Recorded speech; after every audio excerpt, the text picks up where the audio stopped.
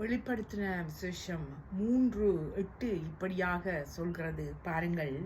நீ என் நாமத்தை மறுதலியாமல் என் வசனத்தை கை கொண்டபடியினால் இதோ திறந்த வாசலை உனக்கு முன்பாக வைத்திருக்கிறேன், அதை ஒருவனும் பூட்ட மாட்டான்.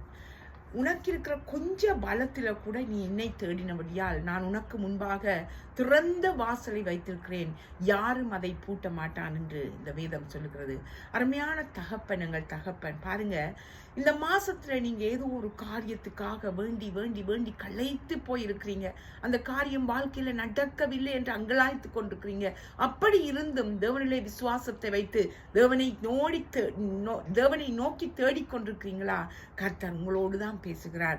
நீ உனக்கு இருக்கிற கொஞ்சம் பலத்துல கூட நீ என்னையே நினைத்து என்னை நோக்கி பார்ப்பதனால் நான் உனக்கு முன்பாக திறந்த வாசலை வைத்திருக்கிறேன். கர்த்தர் பேசுகிறார். இன்றைக்கு நீ என்ன காரியம் உன் வாழ்க்கையிலே தடையாக அந்தகாரமாக பிரச்சனையாக இருக்கிறதோ அவற்றை நான் எடுத்து போட என்னால் முடியும். நான் உனக்கு முன்பாக திறந்த வாசலை வைத்திருக்கிறேன், யாரும் அதை பூட்ட முடியாது.